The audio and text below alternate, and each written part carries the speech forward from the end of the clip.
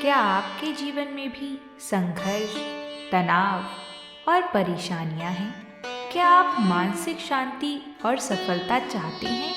तो आज हम आपको बताएंगे एक ऐसे व्रत के बारे में जो न केवल आध्यात्मिक उन्नति देगा, बल्कि माना जाता है कि जीवन की समस्याओं का भी समाधान करता है।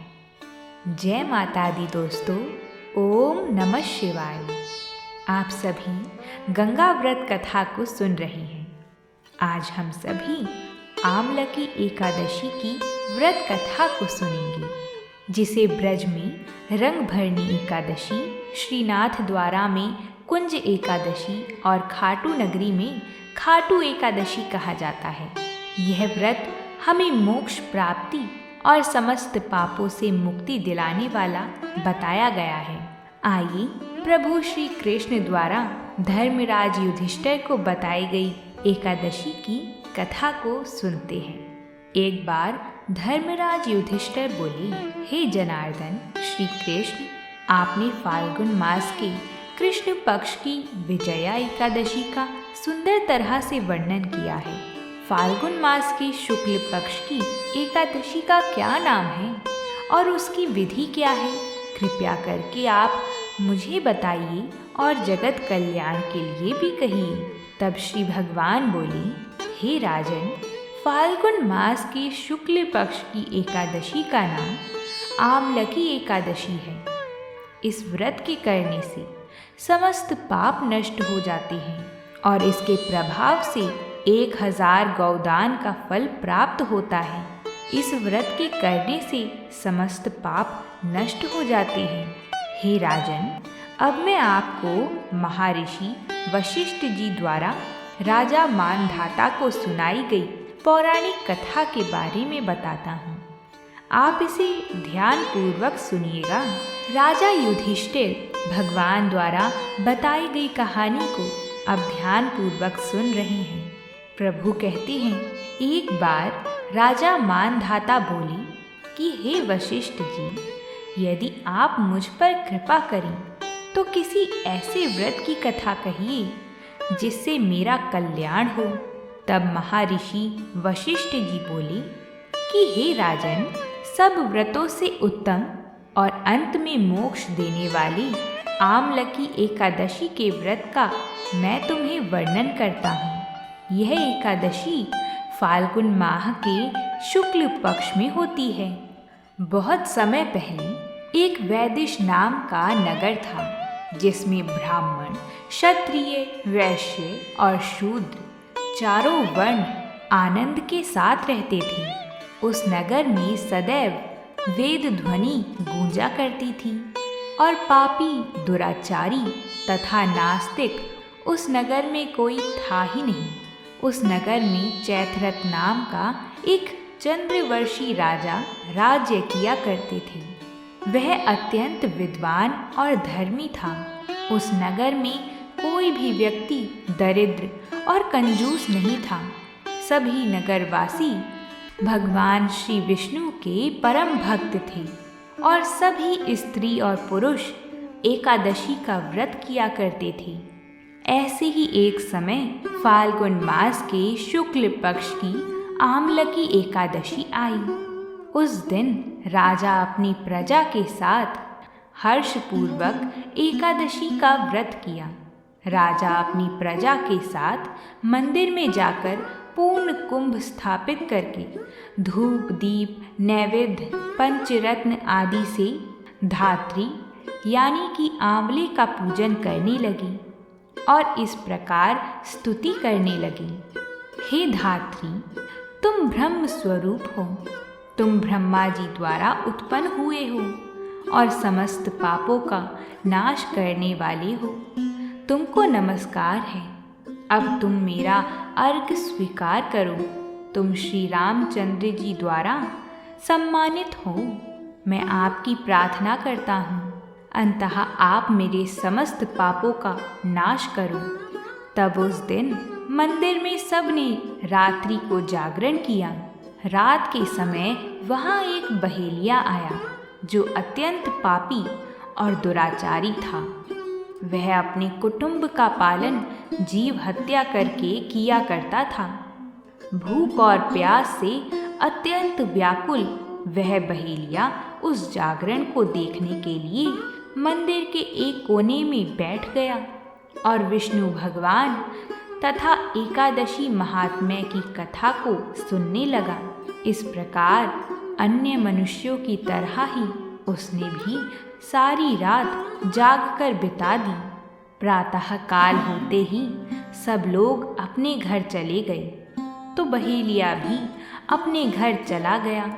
घर जाकर उसने भोजन किया। तब कुछ समय बीतने के पश्चात उस बहेलिया की मृत्यु हो गई।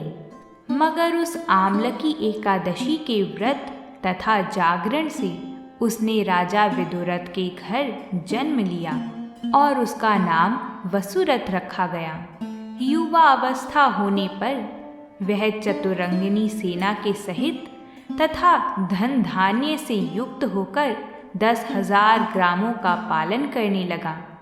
वह तेज में सूर्य के समान, कांति में चंद्रमा के समान, वीरता में भगवान विष्णु के समान और क्षमा में पृथ्वी के समान था।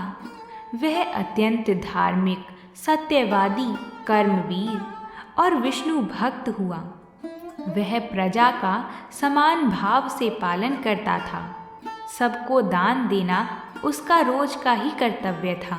एक दिन राजा शिकार खेलने के लिए जंगल गए। देवयोग से उस दिन वह मार्ग को भूल गया और दिशा ज्ञान न रहने के कारण उसी वन में एक वृक्ष के नीचे सो गया। थोड़ी देर बाद पहाड़ी मलेच्छ वहां पर आ गए और राजा को अकेला देखकर मारो मारो यह चिल्लाते हुए राजा की ओर दौड़ी। मलेच्छ कहने लगी कि इसी दुष्ट राजा ने हमारे माता पिता, पुत्र, पौत्र आदि अनेक संबंधियों को मारा है और अपने देश से निकाल दिया है। अंततः इसको अवश्य ही मारना चाहिए। ऐसा कहकर वह मलेच्छ उस राजा को मारने दौड़ी और अनेक प्रकार के अस्त्र और शस्त्र उसके ऊपर फेंके। वह सब अस्त्र और शस्त्र राजा के शरीर पर गिरते ही नष्ट हो जाते और उनका वार पुष्प के समान प्रतीत होता। अब उन मलेच्छों के अस्त्र और शस्त्र उल्टा उन्हीं पर प्रहार करने लगे, जिससे वह मूर्छित होकर गिरने लगे। उसी समय राजा के शरीर से एक दिव्य स्त्री उत्पन्न हुई। वह स्त्री अत्यंत सुंदर होते हुए भी उसकी भ्रुकुटी टेढ़ी थी। उसकी आंखों से लाल लाल अग्नि निकल रही थी, जिससे वह दूसरे काल के समान प्रतीत होती थी। वह स्त्री राजा की रक्षा करते हुए मलेच्छों को मारने दौड़ी और थोड़े ही देर में उसने सब मलेच्छों को काल के गाल में पहुंचा दिया। जब राजा बेहोशी से उठा तो उसने मलेच्छों को मरा हुआ देखकर कहा कि इन शत्रुओं को किसने मारा? इस वन में मेरा कौन हितैषी रहता है? वह ऐसा विचार कर ही रहा था कि उसी समय एक आकाशवाणी हुई, हे राजा, इस संसार में विष्णु भगवान के अतिरिक्त कौन तेरी सहायता कर सकता है? इस आकाशवाणी को सुनकर राजा प्रभु का ध्यान करने लगे और प्रभु को मन से शत शत नमन करके वह राजा अपने राज्य में आ गया और बहुत काल तक सुखपूर्वक राज्य करने लगा। महर्षि वशिष्ठ जी राजा मानधाता को कथा सुनाते हुए कहते हैं कि यह आमलकी एकादशी के व्रत का प्रभाव था। जो मनुष्य इस आमलकी एकादशी का व्रत करते हैं वह प्रत्येक कार्य में सफल होते हैं और अंत में विष्णु लोक को जाते हैं। दोस्तों, आज के युग में मानसिक तनाव, निरंतर भाग दौड़ और भौतिक सुख की लालसा ने मनुष्यों को अशांत कर दिया है। गीता में श्री कृष्ण कहते हैं कि जीवन में संतुलन और अनुशासन से ही सफलता प्राप्त होती है। आमलकी एकादशी का व्रत हमें अनुशासन, संयम और आंतरिक शांति की ओर प्रेरित करता है। भागवत पुराण में भी बताया गया है कि विष्णु भक्ति और सत्कर्म से जीवन सार्थक होता है। जैसे महाभारत में भीष्म पितामह ने धर्म की व्याख्या करते हुए कहा था कि धर्म बिना मनुष्य पशु के समान है। इसी प्रकार आमलकी एकादशी का व्रत केवल धार्मिक अनुष्ठान नहीं बल्कि आत्म विकास का एक मार्ग है। आमलकी एकादशी का व्रत रखने से मन की शुद्धि होती है, जिससे चिंता कम होती है। व्रत और दान करने से सकारात्मक ऊर्जा उत्पन्न होती है, जिससे नए अवसर प्राप्त होते हैं। उपवास और ध्यान करने से मन में एक नई ऊर्जा का संचार होता है। आप सभी एकादशी का व्रत पूरा ज़रूर करें। इस व्रत को हर कोई कर सकता है। यह व्रत व्यक्ति को कर्मयोग, भक्ति और ज्ञान की ओर अग्रसर करता है। यदि हम इसे पूर्ण श्रद्धा और निष्ठा के साथ करें तो हमारी जीवन की समस्त समस्याओं का समाधान प्रभु की इच्छा और कृपा से संभव है। इसलिए इस पावन एकादशी को पूरी श्रद्धा से मनाएं, भगवत कथा सुनें, सत्कर्म करें और अपने जीवन को दिव्यता से भर दें। तो दोस्तों, कैसी लगी आपको यह कथा? कमेंट करके हमें ज़रूर बताएं और ऐसी ही अद्भुत पौराणिक कथाओं के लिए हमारे चैनल को सब्सक्राइब करें।